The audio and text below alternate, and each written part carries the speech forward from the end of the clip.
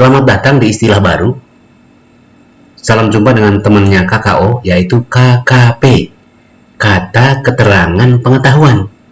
Jadi kalau KKO itu jembatan keledai untuk proses berpikir, maka si pengetahuan yang adalah objek dari proses berpikir itu, dia juga punya jembatan keledai.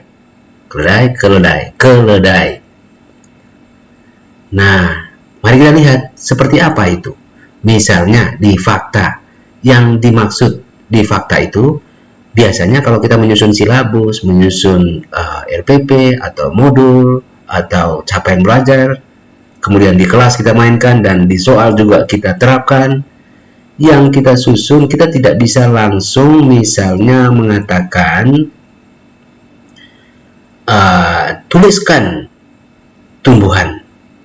Tidak bisa. Pasti ada kata antara, yaitu tuliskan nama dari tumbuhan yang tergolong sebagai tanaman hias. Misalnya, tulis nama, tuliskan jenis, tuliskan ciri, tuliskan waktu kejadian, tuliskan tempat-tempat tumbuhnya tanaman bla bla bla,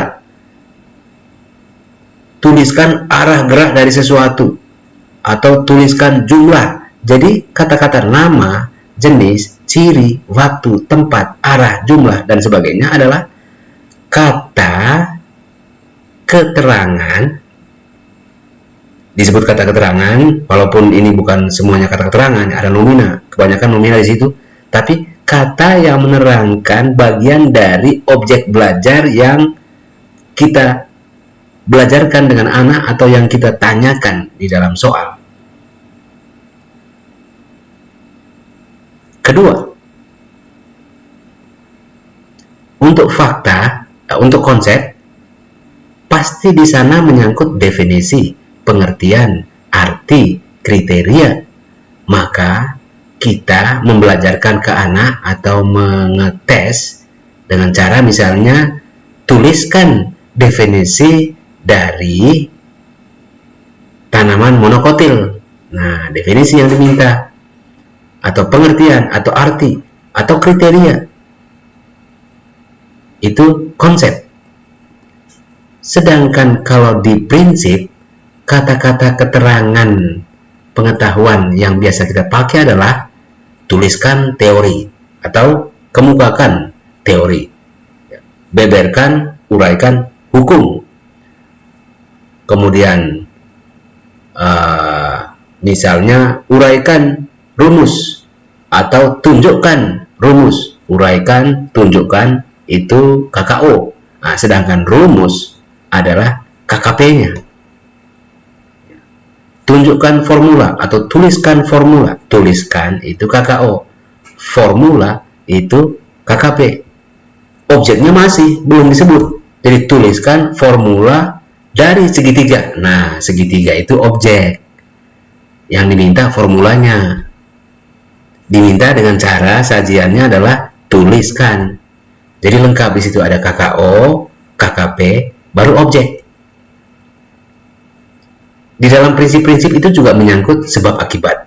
Maka ada pertanyaan, mengapa? Atau tujuan, untuk apa? Atau apa dampak dari sesuatu? Dan sebagainya. Itu di prinsip-prinsip.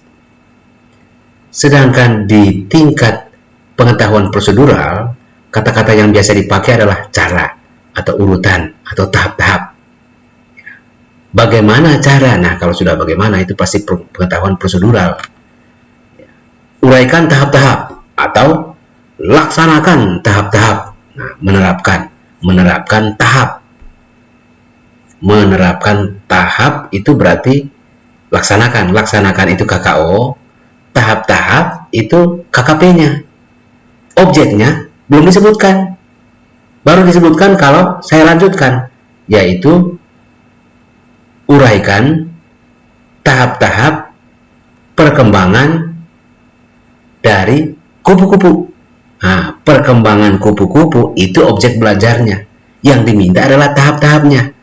Cara menyajikan permintaan itu adalah tuliskan. Jadi KKO plus KKP baru objek. Nah, itu baru namanya kita mengurai sebuah satu satuan kajian ilmu pengetahuan dari kompetensi berpikir manusia ke objeknya. Itu yang dinamakan taksonomi. Jadi taksonomi itu adalah memecah-mecah, menggolong-golongkan supaya bisa menjadi hidangan. Ibarat sapi, kalau belum disembelih, belum dicincang dagingnya, belum dibagi-bagi, kemudian belum diiris-iris dan sebagainya, belum dimasak, bagaimana bisa dimakan? Ilmu yang kita ajarkan kepada anak itu harus ilmu yang siap untuk diproses. Jadi ibaratnya di sekolah itu kita memasak bersama dengan anak-anak. Kita tidak menyajikan hidangan yang sudah siap matang ya, tapi kita memasak bersama-sama dengan anak. Tapi bahan masakannya itu sudah harus ada. Kalau itu daging, jangan bawa sapi yang masih utuh. Sapi yang masih utuh itu artinya mata pelajaran Anda itu Anda belum kuasai, belum dipilah-pilah bagaimana memecah-mecah satu satuan kajian ilmiahnya. Anda hanya mengajar berdasarkan buku karena buku urutannya seperti itu. Tapi Anda sendiri tidak menguasai bagaimana itu dipecah-pecahkan menjadi sebuah sajian yang bagus, yang dari segi ranah berpikir dan dari segi objek ilmu pengetahuan itu bisa masuk di akal pada pedagoginya mengajar. Demikian.